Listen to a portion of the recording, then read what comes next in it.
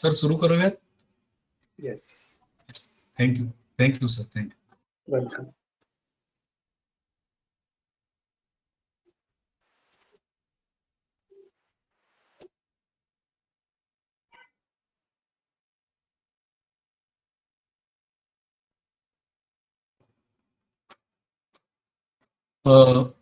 Good evening, one and all. Padmashali Shikshan Sanstha's AR Burla Women's College has been organizing 1 month online certificate course on basics of research and academic integrity. And this is the 22nd day of this certificate course.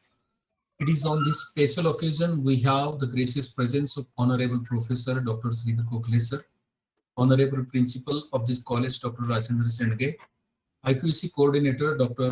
Shirish Bhosale, IQAC Co-Coordinators Dr. Sivananda Bhanje and Dr. Ashok Ekkaldevi, all courses committee convener Dr. Rajendra, all the professors and research scholars.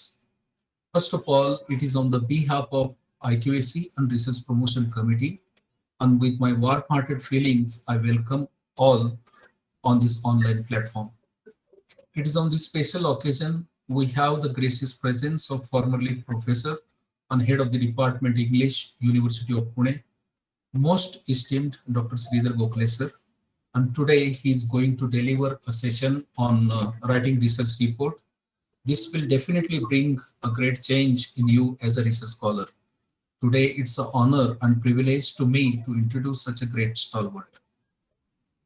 Sir's educational qualification is MA, MLit and PhD. He did his master's degree from University of Pune, MLit from University of Strathclyde, Scotland, PhD from Central Institute of English and Foreign Languages, Hyderabad. He has a great teaching experience. He was a lecturer in English at a Ferguson College, Pune for 16 years.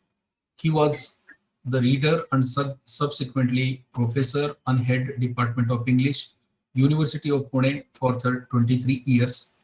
Currently, he is teaching a course in English for scientists at the Institute of Bioinformatics and Biotechnology at Savitribai Phule Pune University.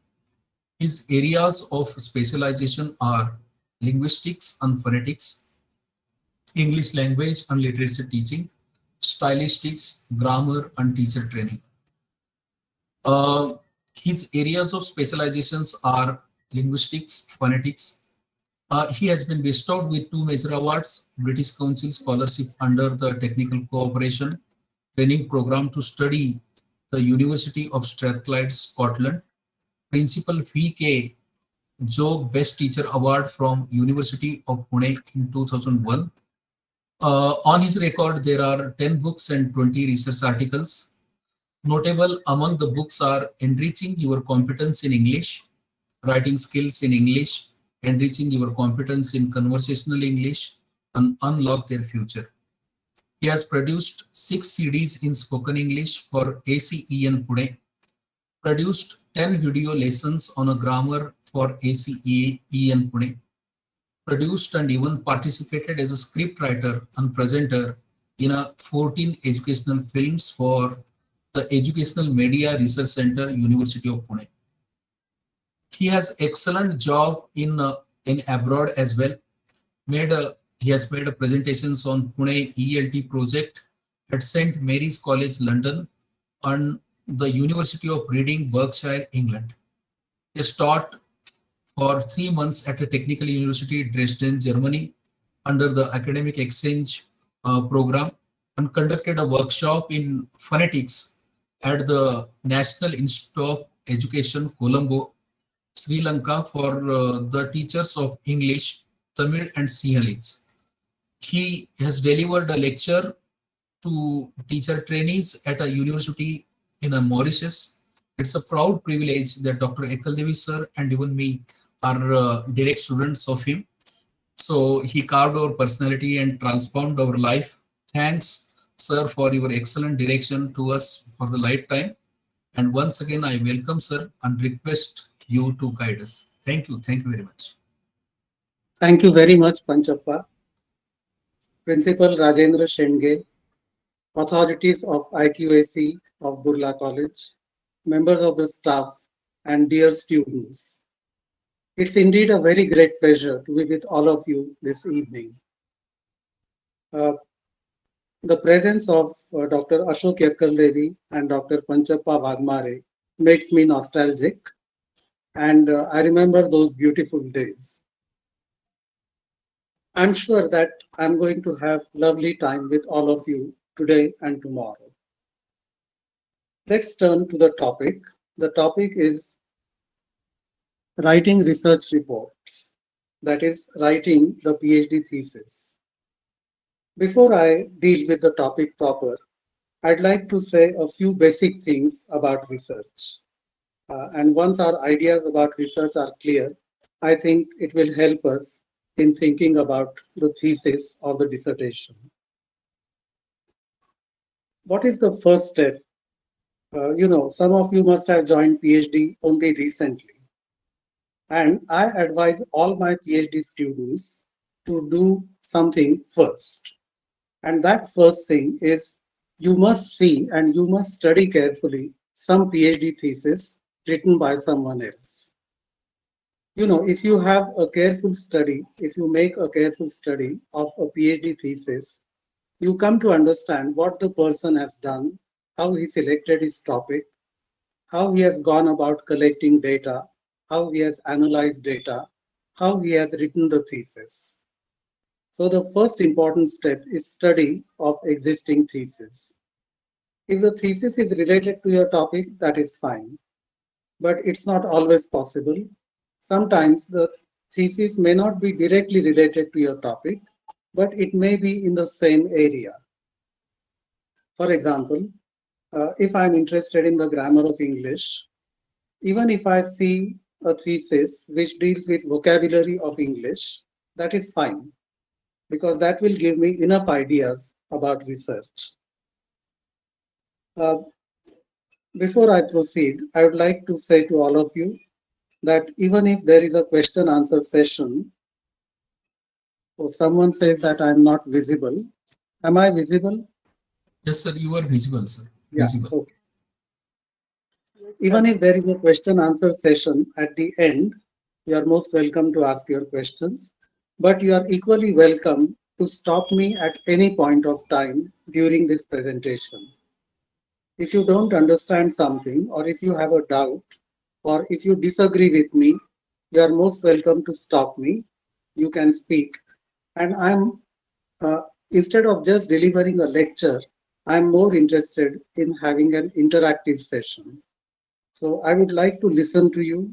I would like to listen to your difficulties. And if possible, I would suggest solutions to your problems.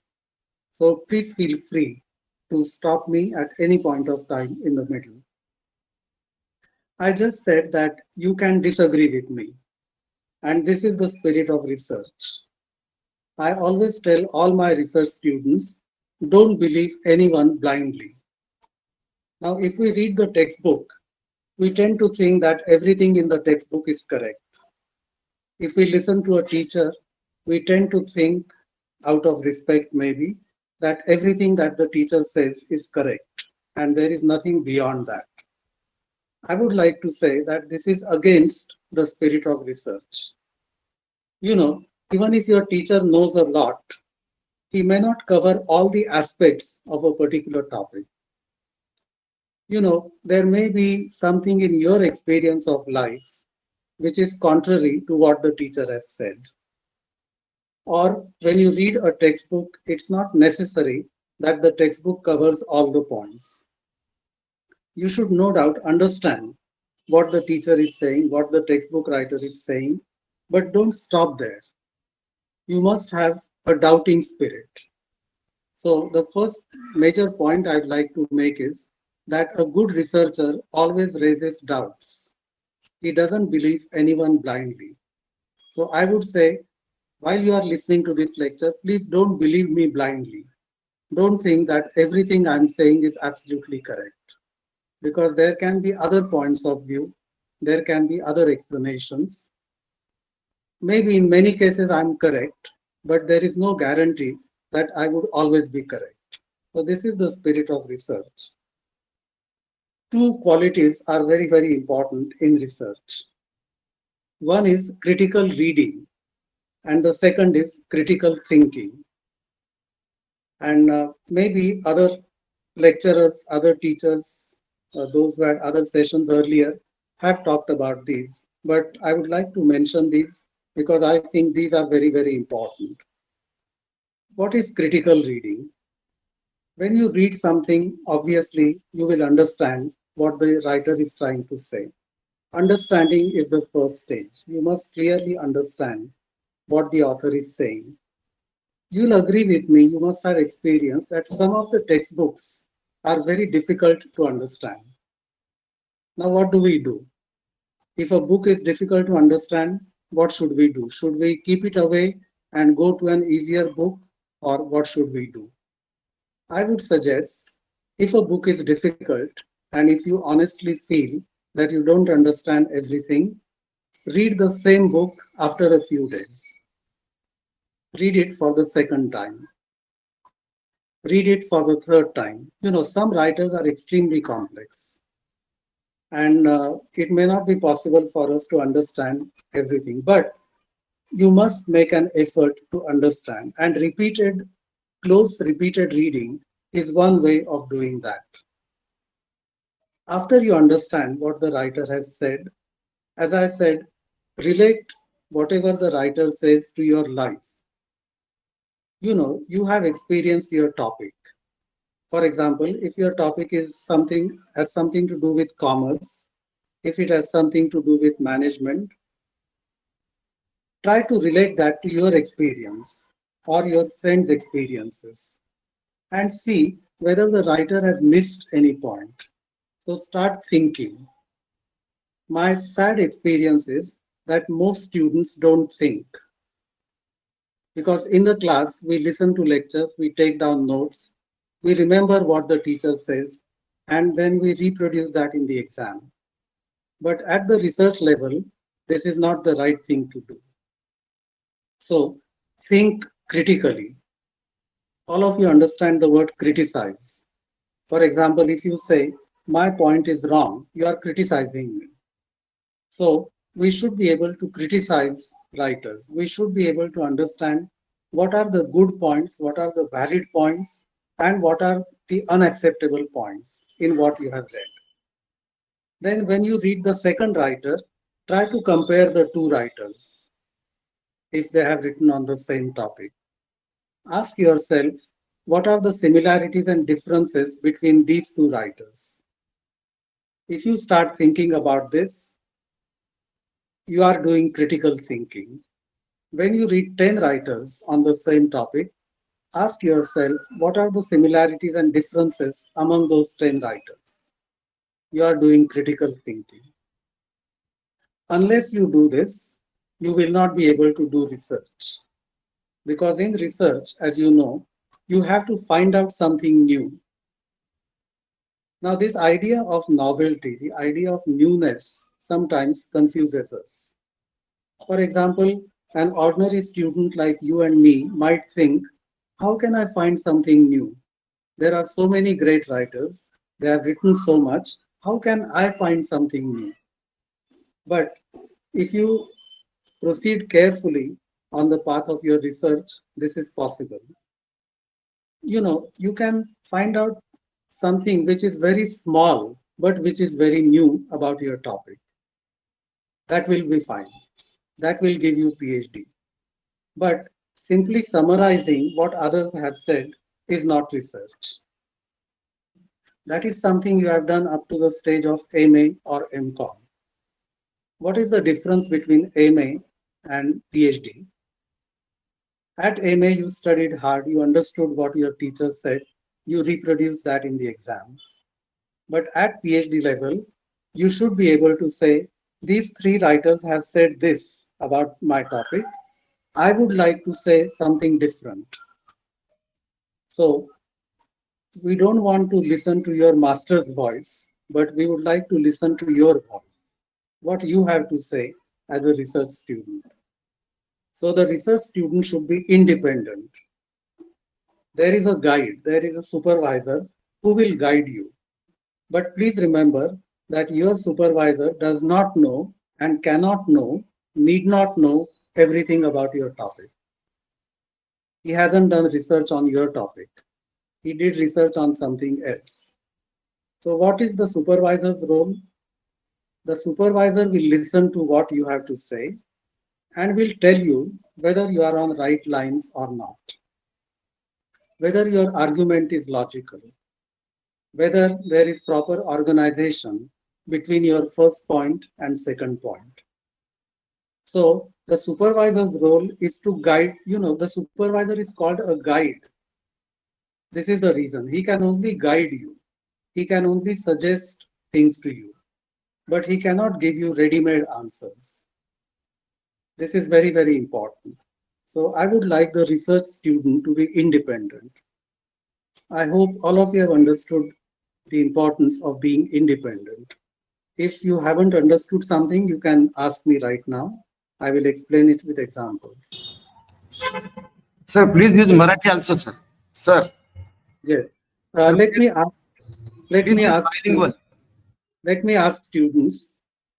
Students, you please tell me. I have been speaking for the last 15 minutes. Have you or have you not understood what I have said? Understood, sir. Sir, we understood, sir. Understood, Very, sir. Understood, very sir. nice, sir. Very Yes. nice, sir. Okay. Sir, I understand, Yes. sir. Understood, sir. Seema, Understand, It is sir. very comprehensive and very simple to understand, sir.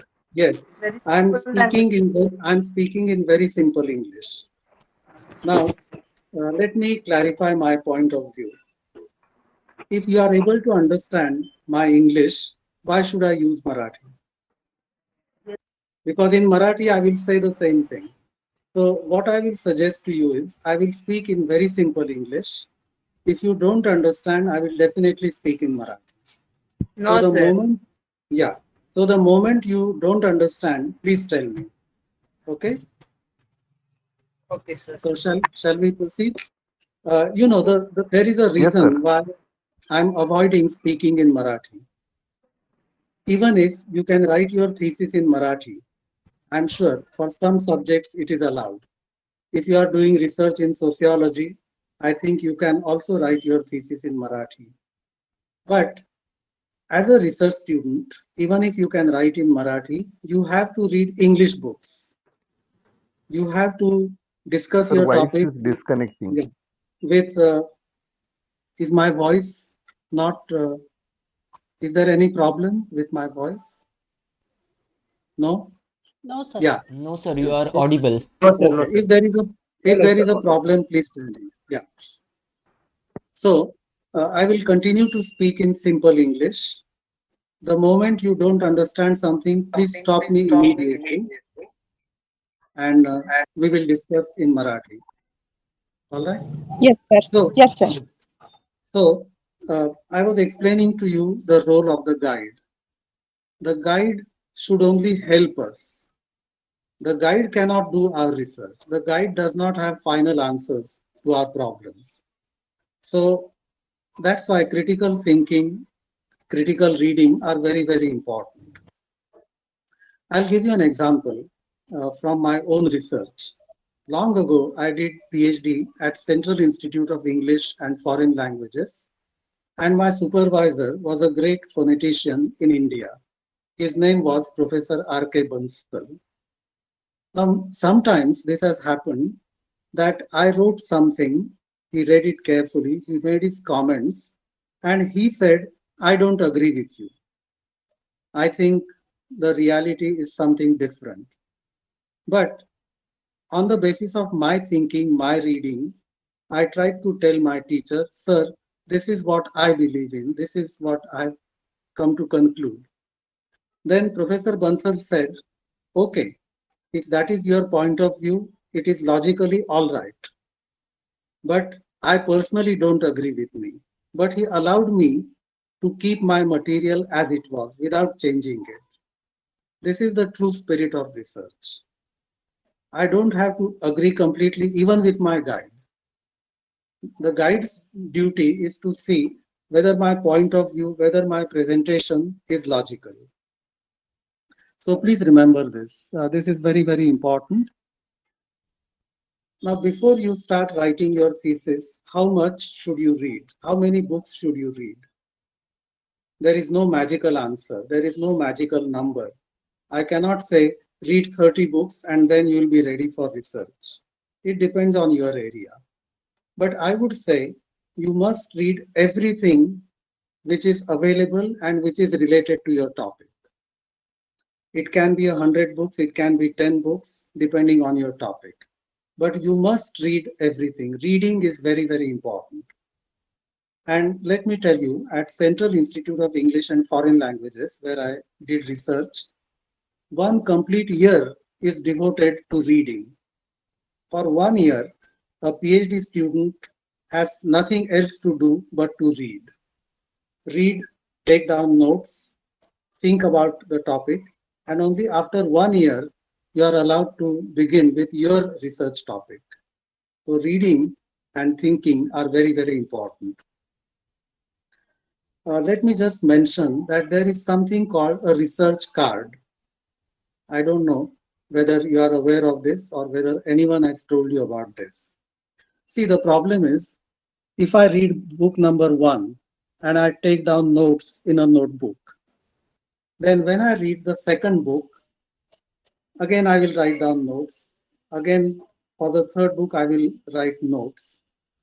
Now, what will happen is, your notes relating to a particular point will be scattered in your notebook.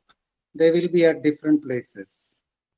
So, instead of doing that, you prepare a research card. You can prepare it at home. Take thick paper and write a subtopic. For example, advantages of something. Write that as a title. And when you are reading different books, whenever you come across the advantages of that thing, make notes on that card. Don't make notes sequentially. Do you understand what I'm saying? Yes, sir. Yeah. That will help Yes, you, sir. because when you are writing on advantages of something, you will find notes from 4 or 5 different books at the same place on the same card. So research cards are very, very useful. If it is not clear to you, I will explain it again. Please ask me. Similarly, you must prepare bibliography cards. Now, when you read book number 1, many times we write the reference in the notebook and later on we are not able to find it. So prepare one small card of this size, the palm size. Write the author's name, the title of the book, year of publication, all those details. Write all bibliographical details. And on one card, write only one author's name or reference to one book. And then go on arranging your cards alphabetically. So automatically you will prepare your bibliography.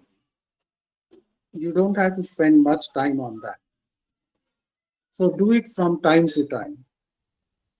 In fact, I would say when you select a book, before you start reading it, write down all the reference material of that book. Author's name, the name of the book, year of publication, publisher's name. You write that down and then start reading the book. This will save a lot of your time in future. After these preliminary comments, let me turn to the main topic, that is writing a research report, that is writing the thesis. The thesis is also called a dissertation. So as far as we are concerned, there is no difference between a dissertation and thesis.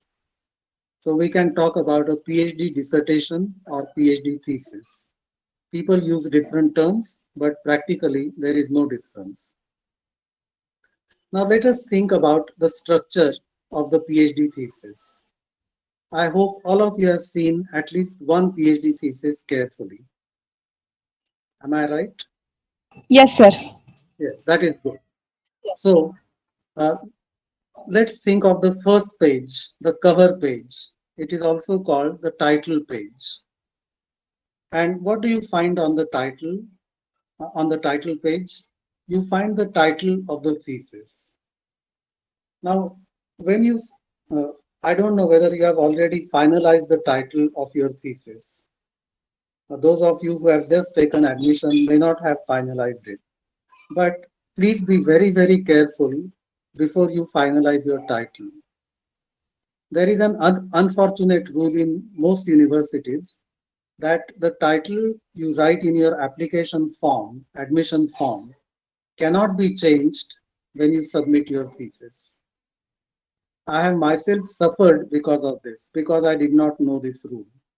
You know, at the time of admission, I just wrote something a little carelessly.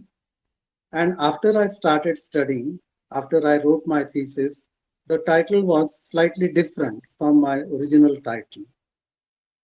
And I went to submit the thesis, and the PhD section refused to accept my thesis, saying that this is not the approved title.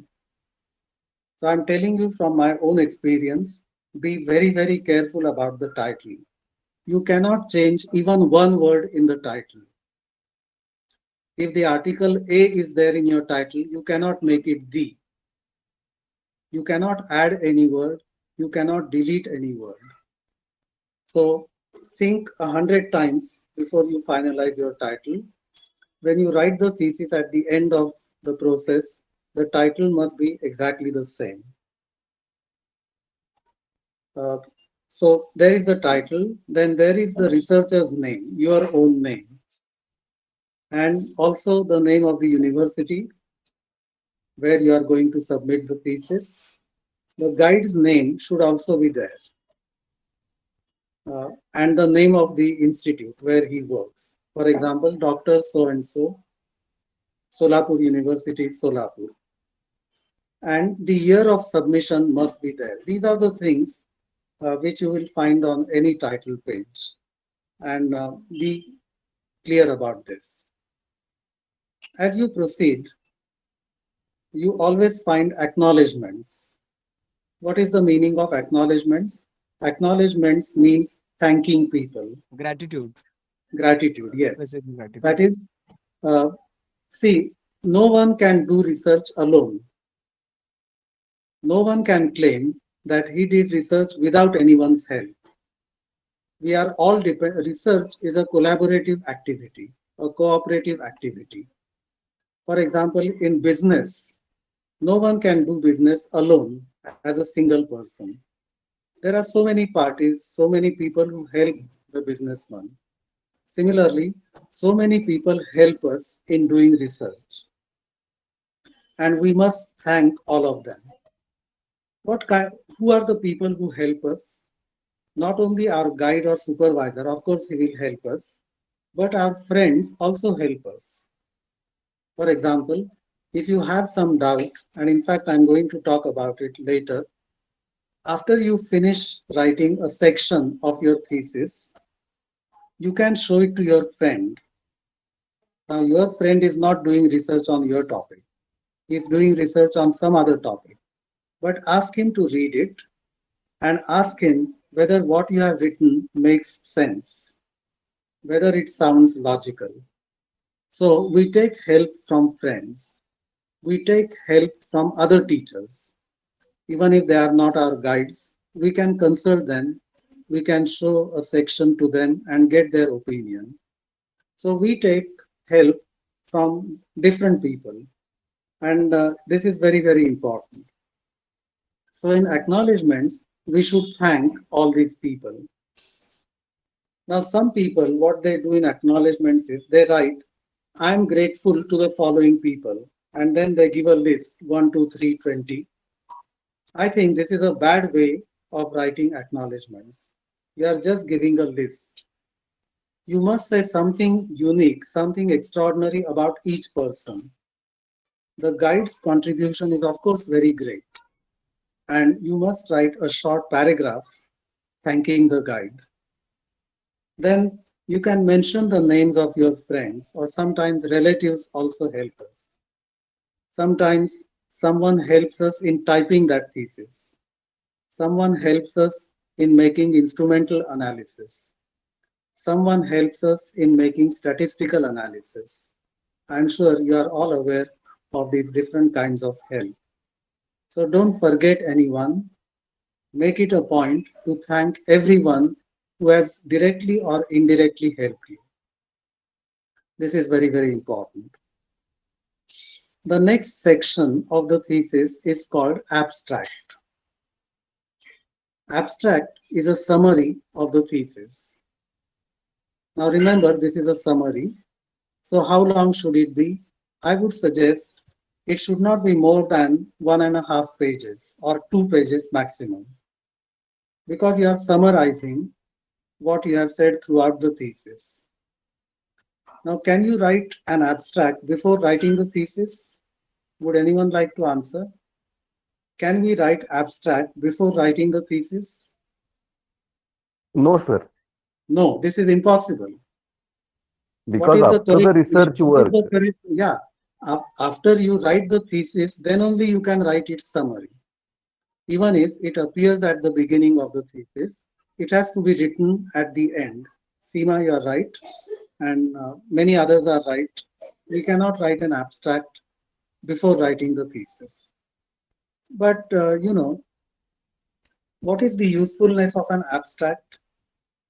Suppose I don't have time to read your entire thesis. It is the gist of the thesis. Yeah, it is the gist of the thesis. So if I don't have time to read your entire thesis, I don't have time to read 300 pages, I can read 2 pages and understand all the important points about your research. So this helps the reader, and we must always be reader friendly. We must write in such a manner that we are helping the reader. Your examiner, after you submit your thesis, when it goes to the examiner, the first thing the examiner reads is your abstract. He doesn't read chapter 1, because he would like to know what is your point of view, what you have said in the thesis. So abstract has to be written very, very carefully, and this is very important. Then sometimes we use abbreviations in our thesis. There are 2 kinds of abbreviations. There are some recognized abbreviations. For example, ETC, full stop. Now, all of you know ETC stands for etc. This is a recognized abbreviation. Or E full stop, G full stop means for example. But sometimes we have journals to refer to. For example, there is a journal called Journal of Research in Linguistics. Let's imagine there is a journal, and we want to refer to this Journal of Research in Linguistics. Now, every time you need not write all the words. So you can make an abbreviation. So Journal of Research in Linguistics can be JRL. So in your list of abbreviations, you can explain JRL means Journal of Research in Linguistics. And every time you don't have to repeat the full name. You can use this abbreviation. So if there are abbreviations like this, you can list them, and that will save labor and time in future. Now let us think about contents, the chapters. Now the first chapter usually is called introduction. It's not compulsory that it must be entitled introduction. You can call it something else if you like, but it is introduction to your research topic. It is introduction to your research area. And the last chapter is called conclusions.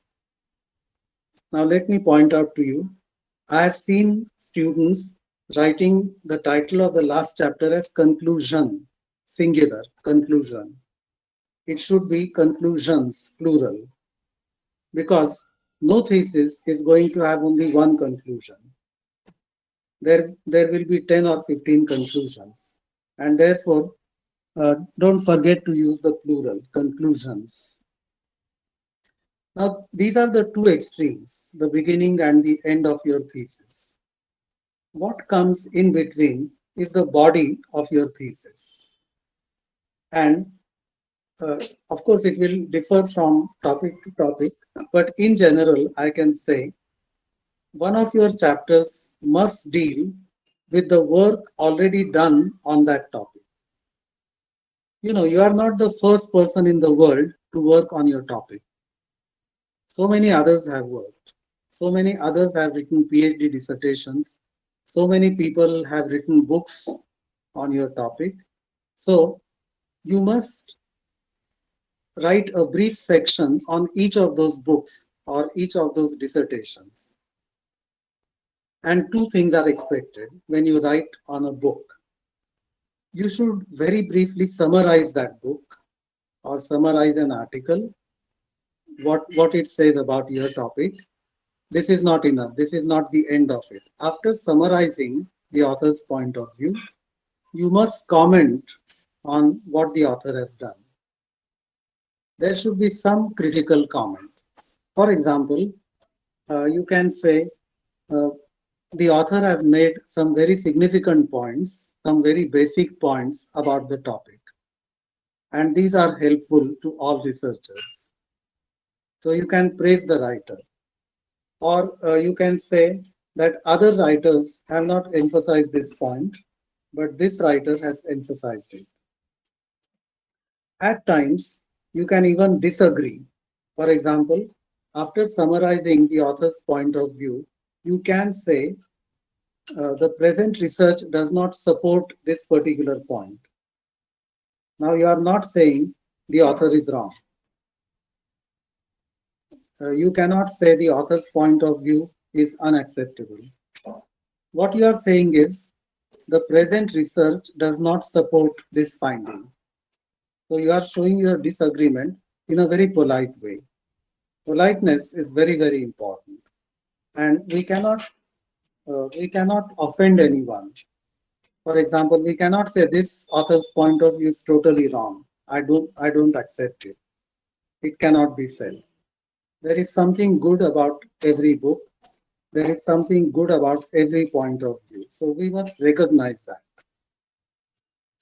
And then you know something about data collection, I'm sure. Different kinds of data can be collected. For example, you can interview people. For example, if your topic is the effect of advertisements on purchases made by consumers, let's say this, you have a topic like this. So how far are advertisements effective in persuading people to buy certain products?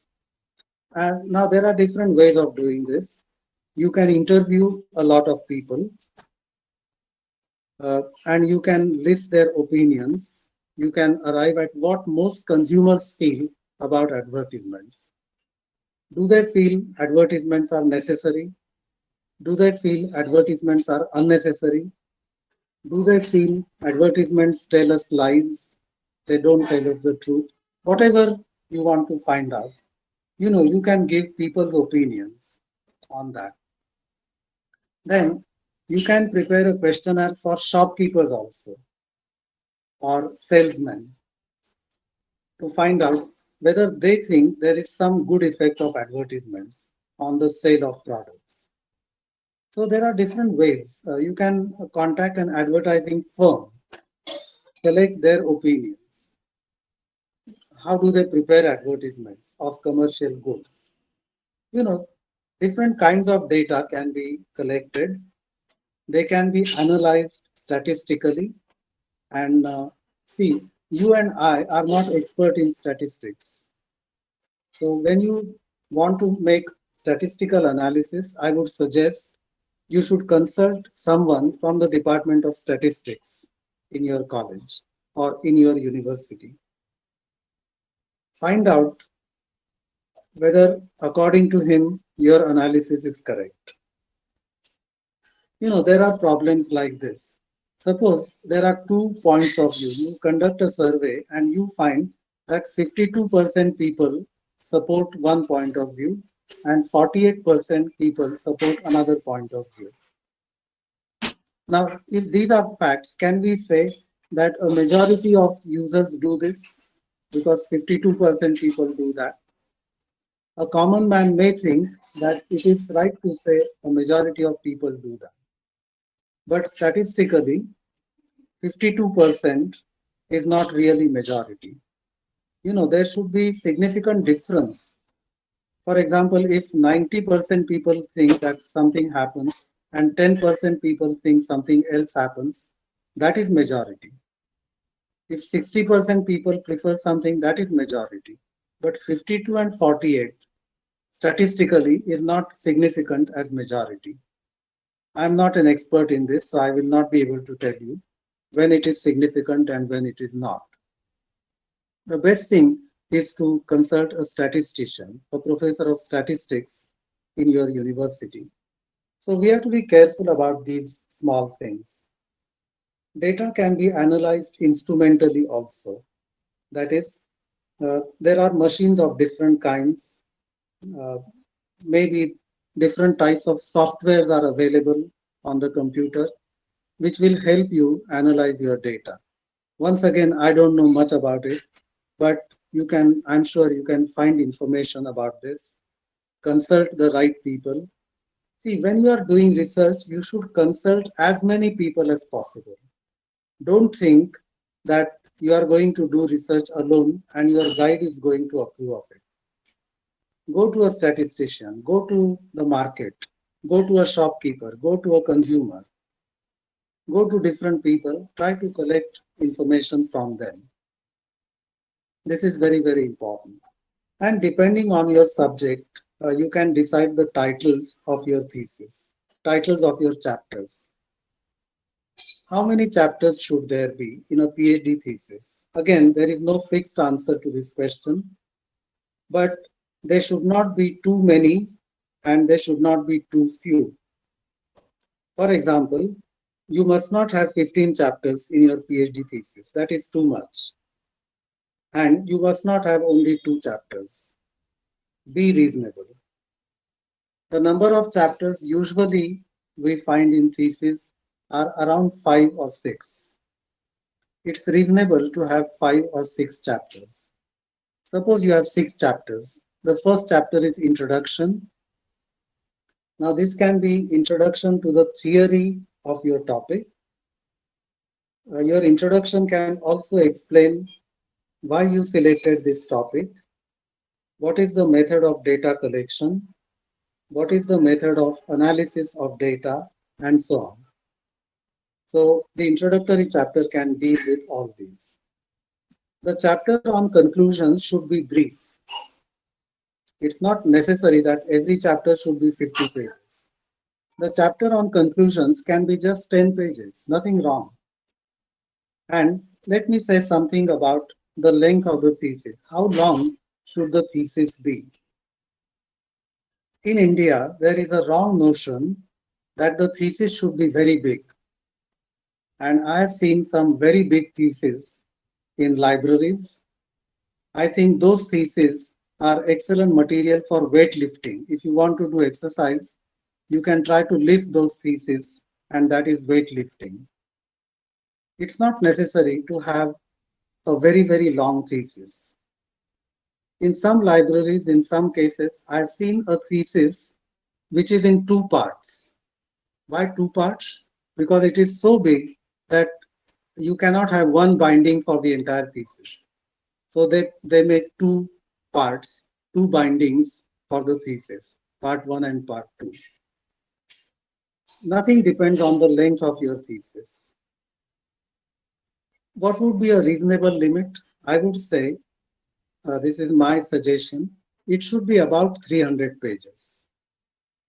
But again, this is not hard and fast. This is not a hard and fast rule.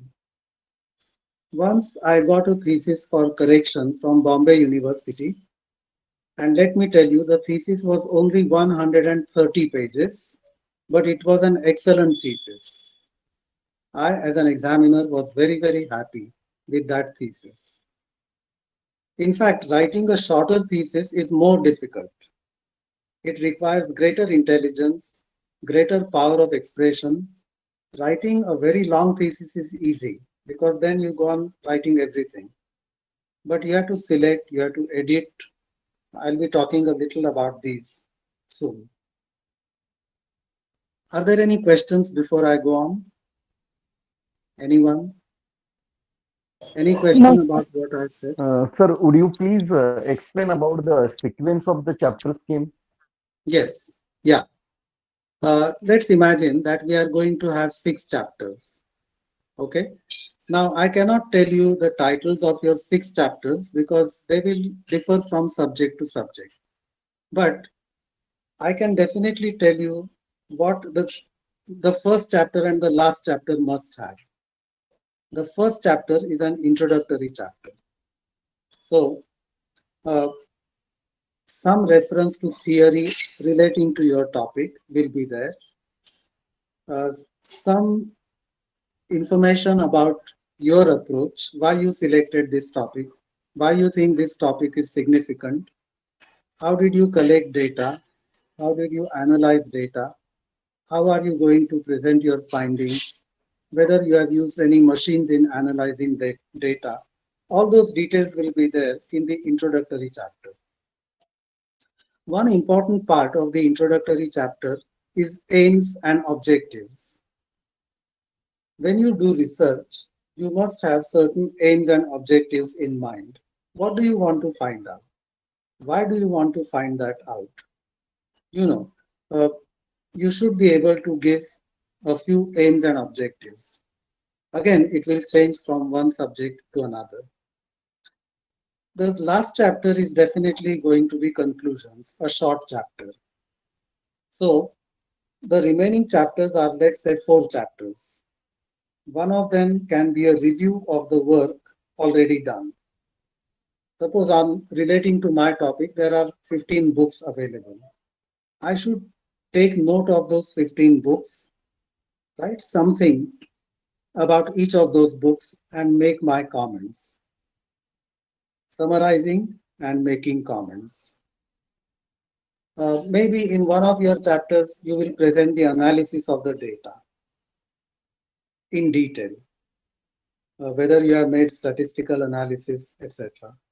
So, depending on your topic, you will have to decide what those 4 chapters will be. So, in general, what I'm suggesting is there should be 5 to 6 chapters. Again, there is no fixed number. Have I answered your question? Sir, I want to ask, please Yes. explain. Suppose the Yes. title is there to find out the life skill in Abhangas of Sant Tukaram. So Hmm. how can we make the chapter scheme? What is expected to write in second, third, fourth? Okay. Can you please repeat this?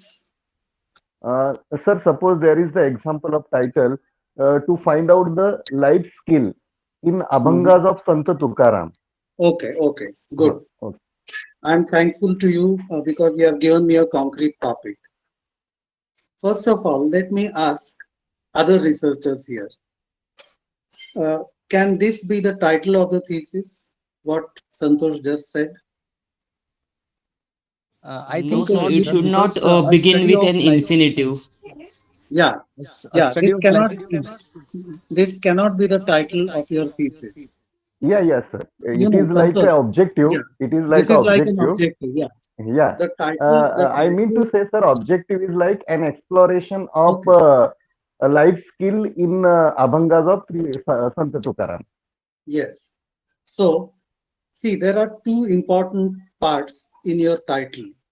One is life skills, and the other is Tukaram's Abhangas. Right? These are the 2 key concepts. Yes, sir. Now, in your introduction, first of all, you must read a lot about life skills. Read as many books as you get on life skills. What are life skills? Has any writer given a list of life skills? Find that out. So that is one aspect of your study. The other aspect is Tukaram's Abhangas. So study them carefully, read them many, many times, analyze them, and then try to see whether life skills, as described by theorists, are reflected in Tukaram's Abhangas. So your introductory chapter will have a lot of information about life skills. What are life skills? Why are they important? Is there a list given by 10 theorists? For example, X thinks that there are these 5 life skills. Y thinks that there are 10 life skills. Try to study that. Point out differences, similarities. This will be one part of your introductory chapter. The other part of your introductory chapter must be, you must write something about Tukaram in general. You must write something about Abhangas in general. And then you must write about Tukaram's Abhangas. That will be your introductory chapter. And your conclusions, what kinds of conclusions are you likely to have? For example, your conclusion can be, I'm just giving you a hypothetical example. If someone has given a list of, let's say, 10 life skills, your conclusion can be that Tukaram's Abhangas reflect 8 of these life skills, not all the 10. And then you can think, is there any reason for this? Are any factors responsible for this? This is your research, this is your contribution. Or whether Tukaram's Abhangas cover all the 10 life skills and there is something more. Once again, you have to work with an open mind, clear mind. Don't have any prejudice.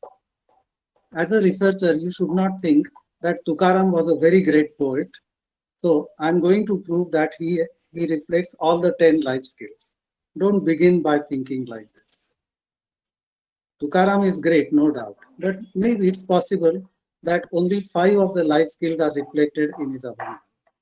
It's possible that all 10 are reflected. We don't know. You will know this only after your study. Is it clear, Santosh? Yes, sir. Yes, sir.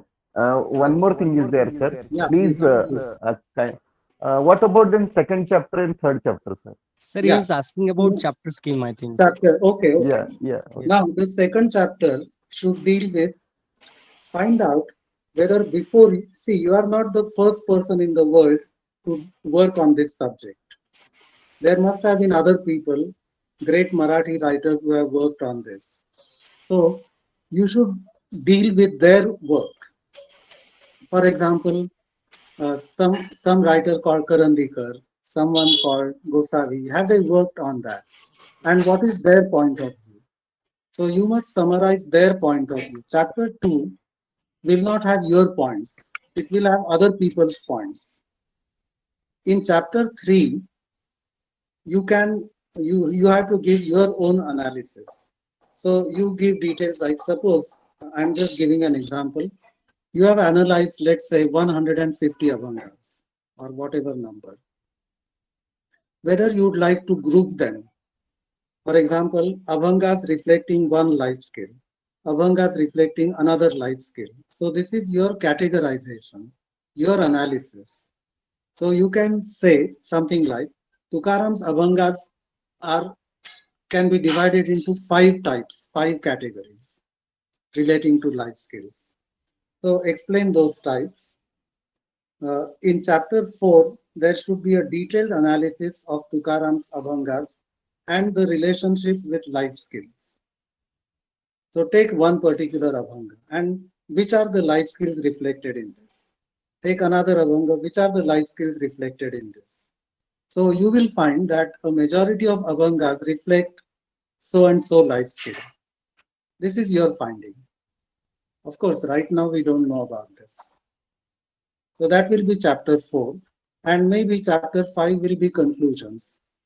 Conclusions are repetitions, in fact. You are not going to say anything new in conclusions because you have already said that in your analysis. Does this give you some idea? Yeah, yeah, sir. Thank you. Thank you very much, sir. I am much confusion about the second chapter. Huh. Thank you, sir. In the second Sir, chapter, sir, I have a question. Sir, yes. sir, what should be the length of review of literature? Okay, yeah. I will answer both the questions. To Santosh, I would just like to say that finally it will depend on your analysis. Right now you cannot decide what will be the titles of your chapters because you are just beginning your research. So this process of refinement, this process of modification will continue till the end. Okay? Santosh? Yes, sir. Yes, sir. Got the idea, sir. Thank you. Now, Thank you very much, sir. Kapil, can you please repeat your question? I've just forgotten that. Yes, sir. What should be the length of review of Okay. literature? Yeah. Ideally, actually. Yeah. Again, there is no hard and fast rule about this. It will depend on your topic. Let's imagine that you have selected a very new kind of topic, and not many people have worked on that. There are very few books on your topic. This is possible. Now, in such a case, your review chapter is going to be very short. Let's imagine that only 5 people have worked on your topic so far. So there will be a review of those 5 works, and this may be just 5 or 6 pages or 10 pages. It doesn't matter. But if you select a very popular topic on which many people have worked, for example, 50 people have worked on your topic, and you want to write a review of the major work, naturally the chapter will be long. This chapter may be 50 pages. So there is no fixed answer to your question. It will depend on how much research has already been done. Okay, Kapil? Yes, sir. Thank you very And much. there is no Sir, problem. If your chapter is only 6 pages, there is no problem. Yes, sir, Shivanand? hello. Yes. One more question is there, sir. Yeah. In last chapter, we can add the findings and conclusion and last suggestion. These three topics Very good. we can add, sir. Very good. Very good. Yeah. I was going to talk about that. We don't just list conclusions, but we can also make recommendations, that is suggestions. For example, if my topic deals with teaching of English, then I can make some suggestions to other teachers on the basis of my research. What should they do in the classroom? You can make suggestions to other researchers. For example, you are not able to deal with all the aspects of your topic. Yes. You have concentrated on some aspects, and you have dealt passingly with some other aspects. So you can make suggestions for future researchers that I have not paid much attention to this, but others can pay. This is very important. So conclusions and recommendations are there. Sometimes implications for teaching, if the topic deals with the teaching of Marathi or the teaching of Hindi, teaching of English, there can be suggestions to teachers. There can be suggestions for students also.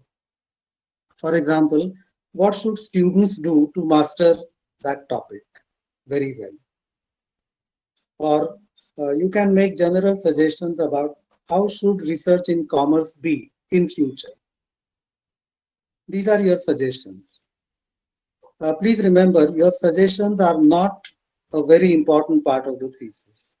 Your conclusions are more important than suggestions.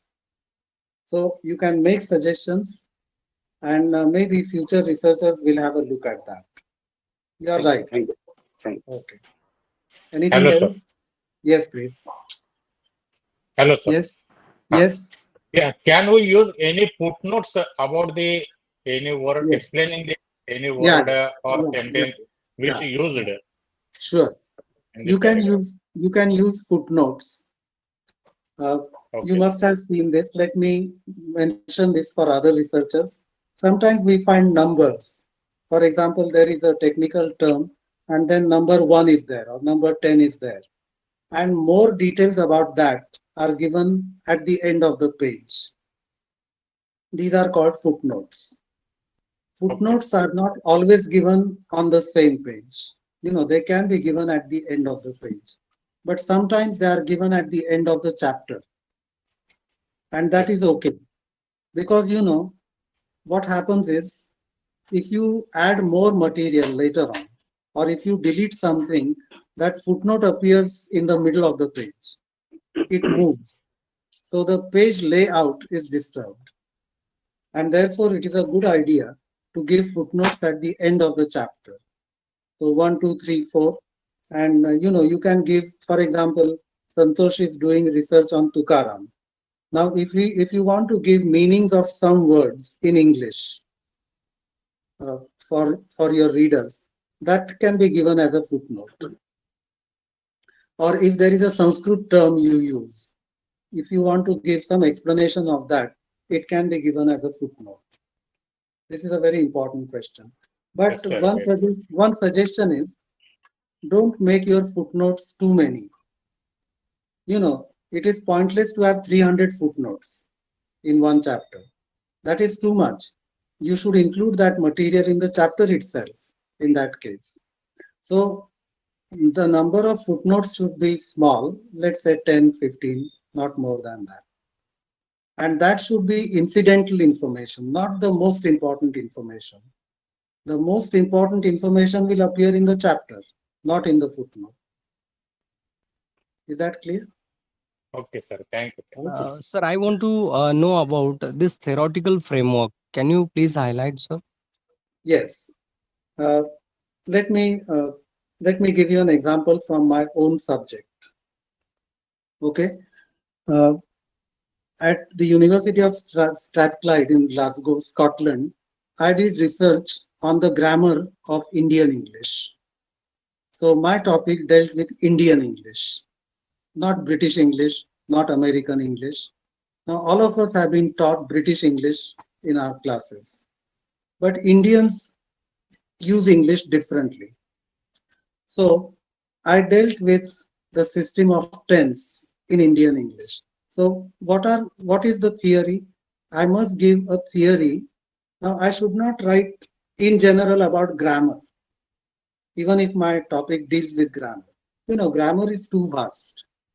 But what is my topic? My topic deals with tenses, the use of tenses by Indians. So I should give a theory of tenses. I should explain what is meant by tense. I should give some definitions, how different linguists have used the term tense differently. I should give that theory. How many tenses are there? I can give that. So this will be the theory of tenses. Similarly, I should give a theory of Indian English. What is Indian English? Isn't English one language?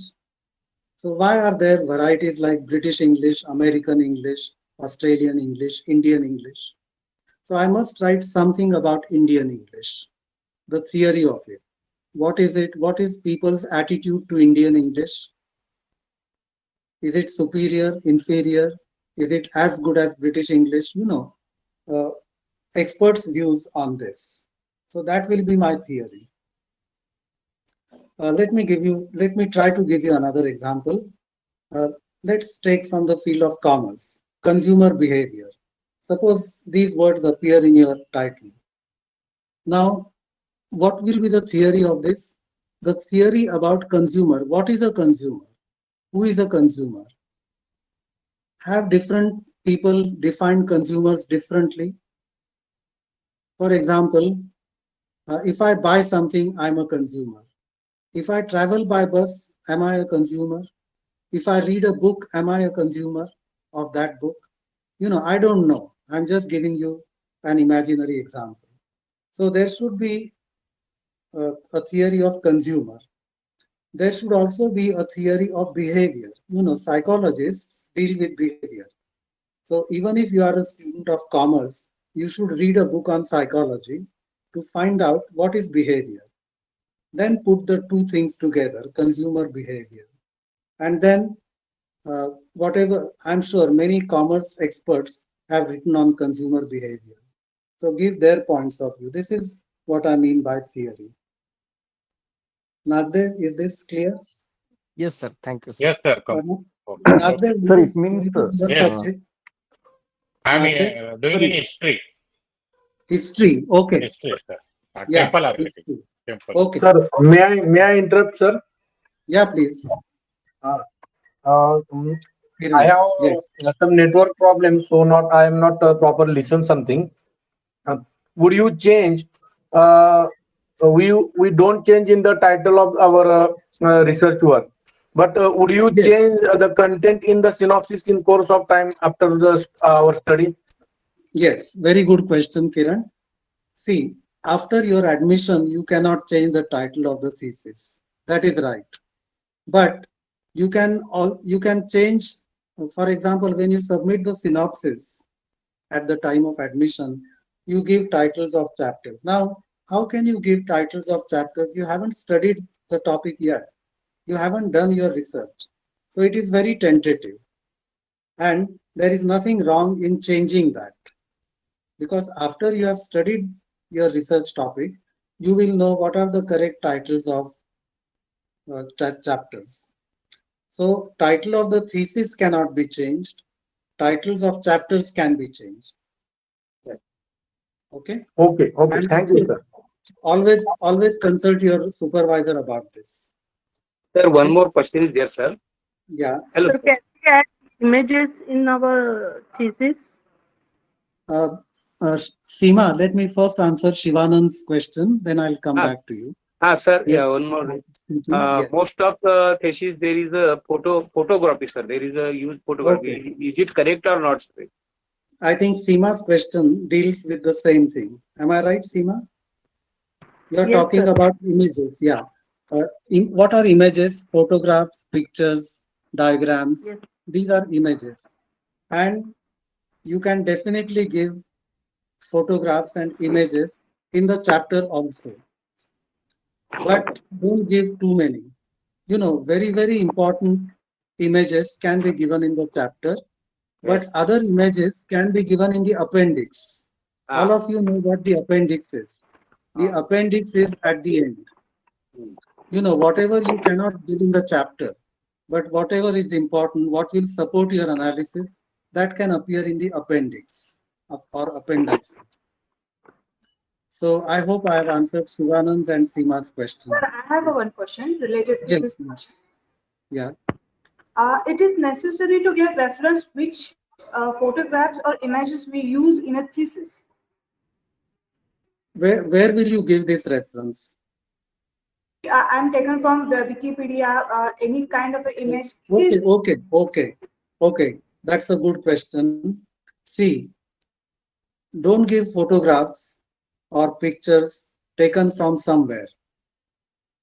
They can appear, you know, unless they are very important, unless they are very significant, very crucial to your thesis. Don't give this is my suggestion. Don't give other people's photographs, images, etc. If you have your own photograph, you have photographed something, or you have created certain image, that is valid. If you are giving other people's material, I think it need not be given in the chapter unless it is very important. Yes, yes, yes. So try, I'm very happy you raised this question about reference. If you take anything from anyone else in the world, you must give a reference to that. Oh. You know, this is the basic principle of plagiarism. Yes, sir. All of you know what plagiarism is. See, what is, let me explain to you. This is what I tell my students. Of course, you are going to read a lot of books. You are going to take points from them. Is this plagiarism? No. You can take material, you can take points from other writers and present them in your own way. So you write your Yes. own sentences. So I Yes. will say, take points from other people, but don't take sentences from other people. Not a single sentence in your thesis should be taken from someone else.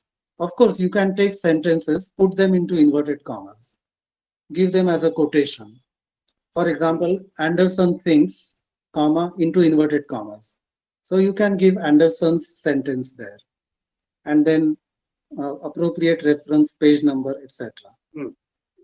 So, Seema, if you take a photograph from somewhere, you must acknowledge that in your reference. This is absolutely necessary. I would say, Seema, try to avoid this as far as possible. If you have your own photograph, your own analysis of something, for example, for my own research, I used a machine called spectrograph. And the images are called spectrograms. So now I took this. So I've given some in the main chapter also to support my main point, because these were images taken by me. This is my own analysis. That is valid. I'm very happy that you are asking very significant questions. And I'm interested in these practical aspects rather than theory of research. Thank you. So Thank any you, sir. more questions? Sir, one more last question, sir. It need not be the last question, Shivanand. You can ask as many as Yes, you yes, can. sir. In sir, some theses there are given references according to topic, sir. Yeah. Or some theses the references are given in last topic. Whichever is good, sir. Okay. The standard practice is to give references at the end of the thesis. You know, there is a section called bibliography. And I think this is very reasonable. There is no point in giving references at the end of each chapter. You know, the danger there is that if you have referred to the same reference 3 times, you'll have to give it 3 times, repeat it. This is unnecessary. You give it only once at the end of the thesis. So I would suggest give references only at the end of the thesis. Okay, sir. Okay. Thank you, sir. There was some question on the screen. I was not able to read it, but if you want me to answer that, can you show it again? Kurle ma'am, can you please ask this question again? Sir, Yes. she's asked. Yes, ma'am. Yes. Yes. So for theoretical background, we go with taking information from many books and all. Then Right. the words are same itself. What about plagiarism in that? See, let me give you a very simple example. Suppose I'm preparing material on grammar exercises. I'll give you an example from English. Okay. And one of the sentences I give is John plays cricket very well. This is my exercise. Now, I should not take this sentence from anywhere.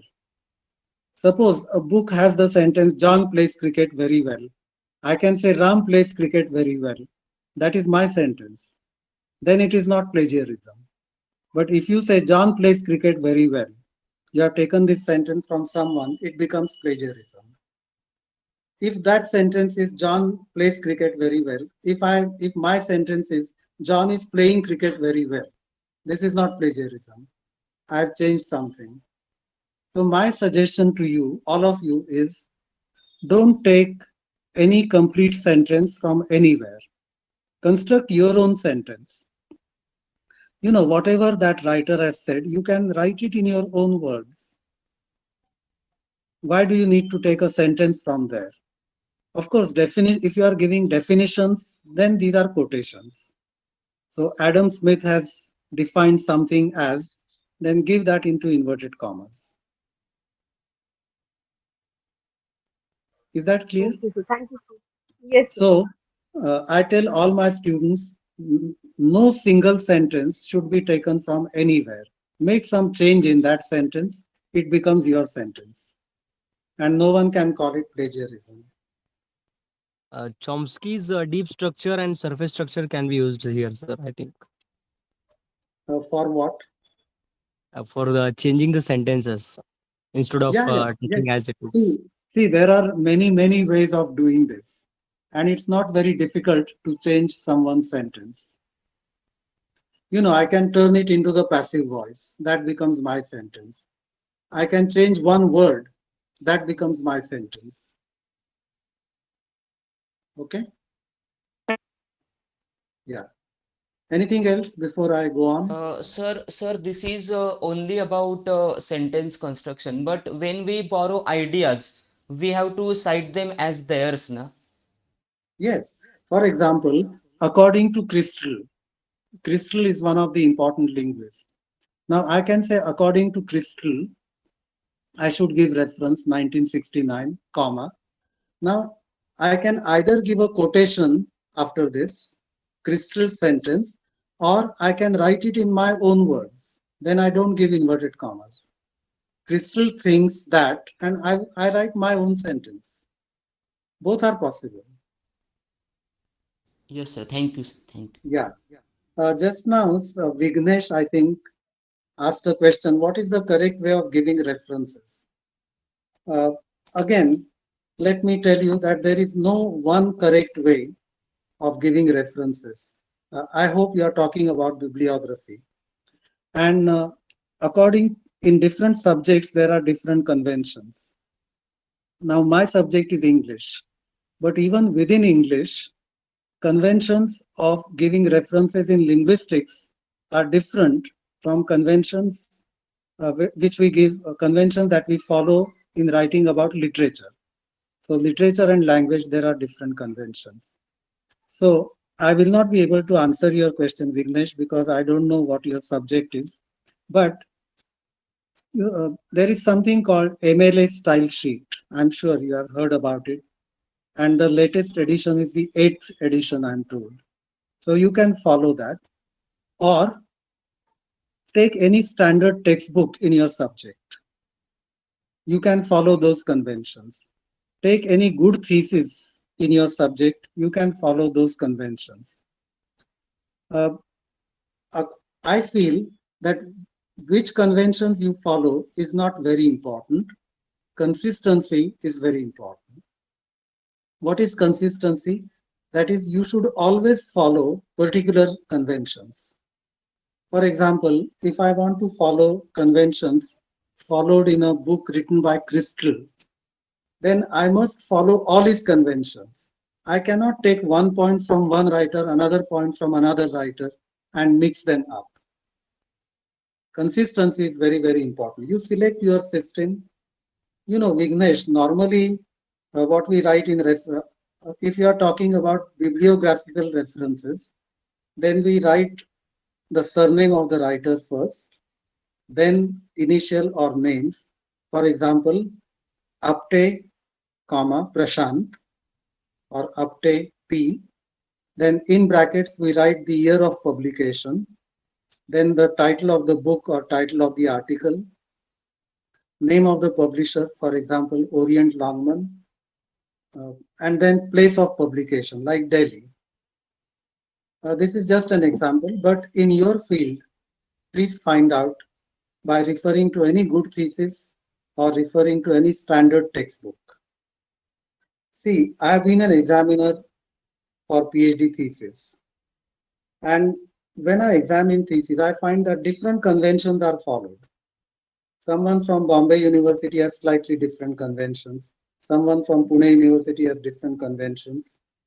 We don't consider that as an examiner. What we consider is whether you have given references in a proper way following any one system. See, if you write the author's surname, now sometimes you cannot write the name there. If you write the surname first, you should always do that. So consistency is very, very important. Anything else? Sorry, sir, we are asking more questions. One more question is there. No, Shivanand, let me comment on this. You please don't be sorry for asking questions. In fact, let me tell you, I'm very, very happy that you are asking questions. Sir, one more question is there. Yeah. Would you please guide us about the language style writing in the thesis? Yeah. In fact, that is my topic for tomorrow. Yes, sir. So I will be talking about style. No, don't be sorry. This is fine. I'm going to do that. But Shivanand, let me continue and say that this spirit of questioning, you asked me so many questions and I welcome that. I'm very happy about that. I would not have been happy if I had just lectured to you. And if you had passively listened to me, I would not have been happy. This is the true spirit of research. Thank you, sir. In fact, lecture is not necessary. We can have this session question answer, and that will help you more. Yeah. Okay. So before I move on, any more questions right now? Okay, sir. Yeah. Let me proceed. I have already talked to you about how to prepare cards, and for your bibliography, that will be very useful. Now, let me say one thing. There are people amongst you who are doing research in languages like English, Marathi, and Hindi. And I would like to say something different only for these people. And there are others who are doing research in commerce, economics, sociology, history, etc. For teachers doing research in languages, Hindi, Marathi, English, I would like to say that your language in your thesis must be absolutely correct. If you are doing research on English, your English must be absolutely correct. There should be no incorrect sentence.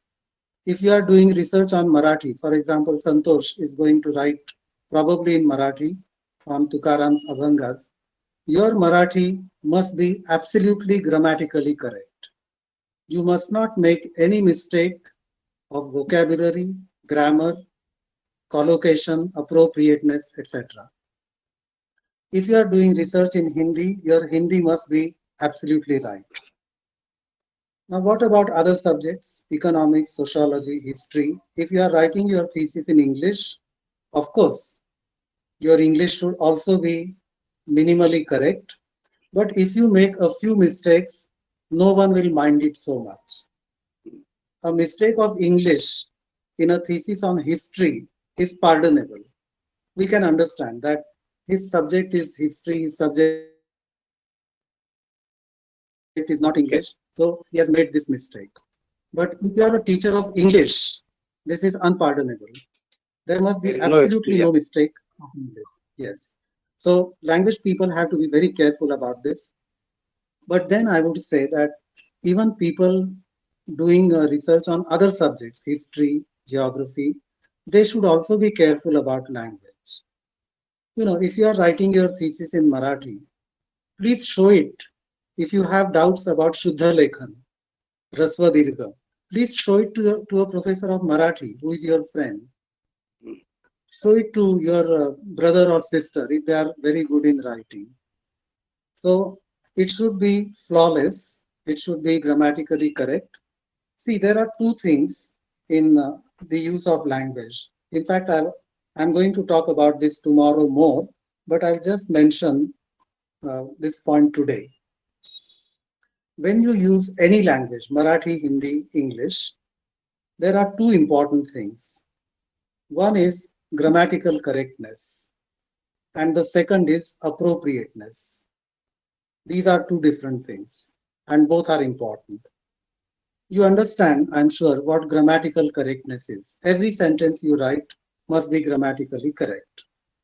So there should be no mistake of tenses, there should be no mistake of article. That is grammatical correctness. But appropriateness is important. When we send SMS messages on the mobile phone, we use language differently. For example, instead of YOU, you write the letter U, or you use abbreviations of different kinds. You use certain words in a certain way. That is all right in a mobile message. It is not all right in a thesis. In a mobile message, that is appropriate because you want to save time, you want to save your effort, so you are using the language in a particular way.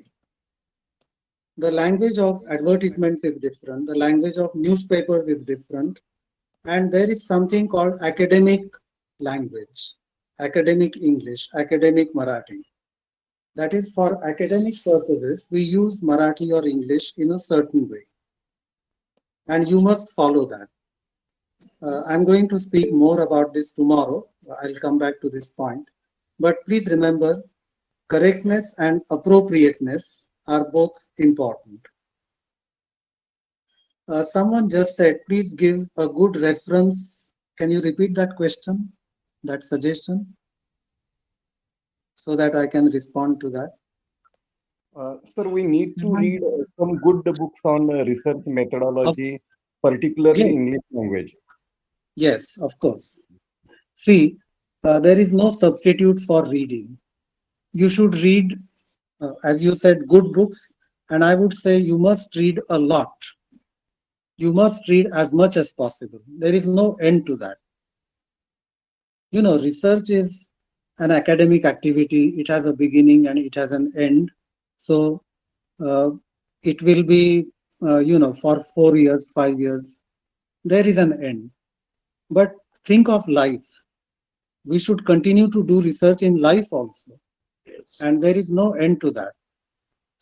Someone just asked me, if you take a definition from some book, is it plagiarism? I have already answered this question, but let me repeat the answer. Just reproducing a definition given by someone is not plagiarism. The problem is how you write it. If you write someone's definition in inverted commas and give proper reference, for example, Anderson, 1969, page 203. If you write this, it is not plagiarism. But if you don't mention Anderson's name, if you don't mention where you have taken this from, then it is plagiarism, because the reader will think that it is your definition. So actually, you are usurping someone's definition and pretending that it is your own. That is plagiarism. I hope the answer is clear. Yes. There is no harm in taking material from other sources. Always put it into inverted commas as a quotation. Okay?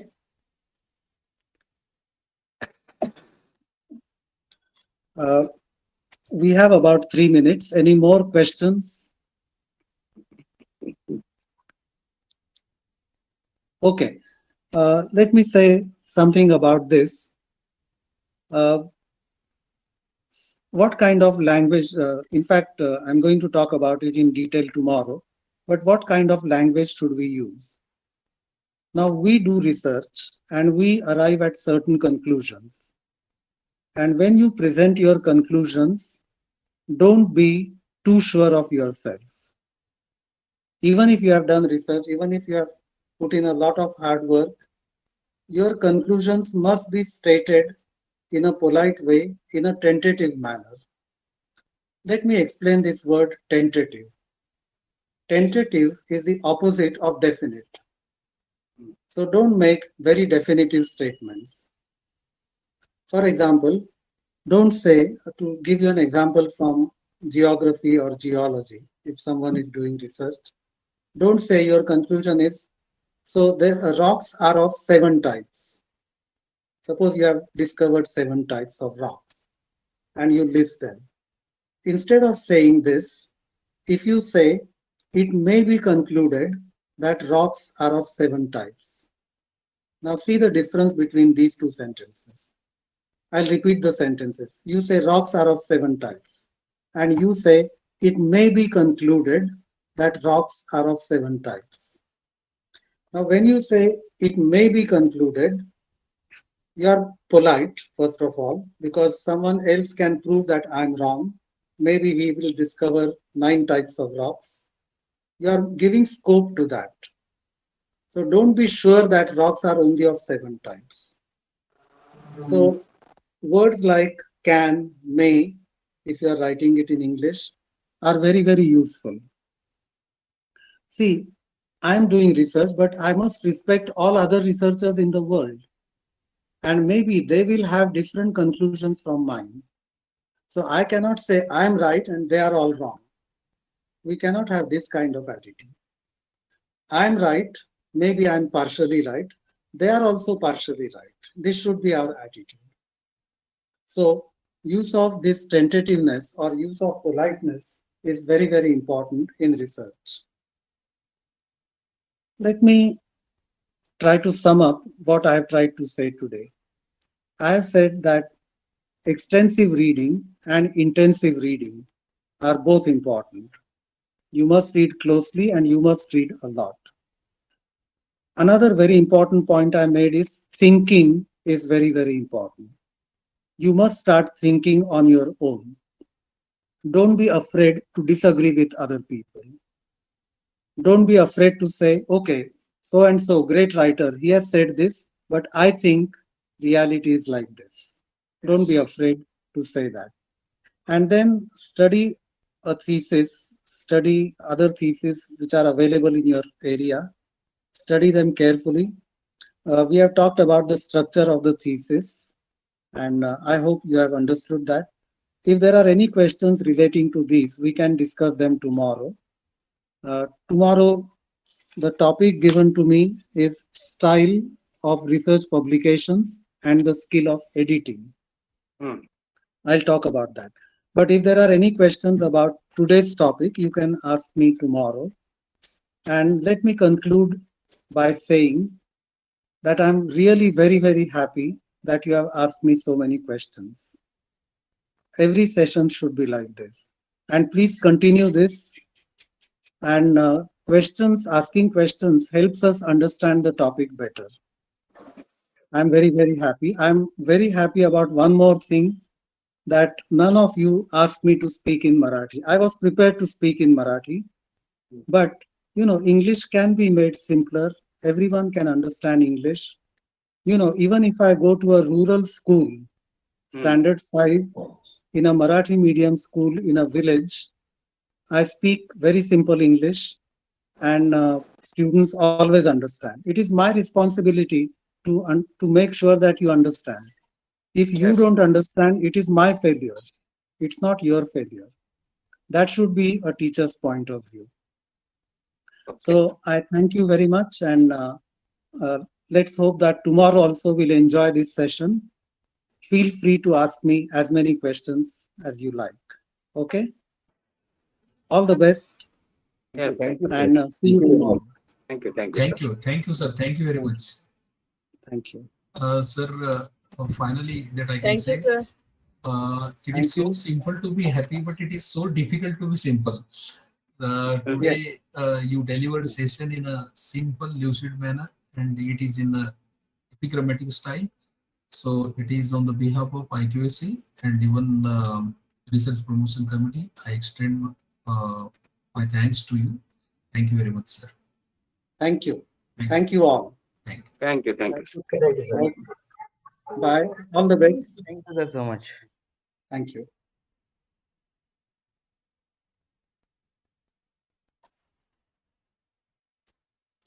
Yeah.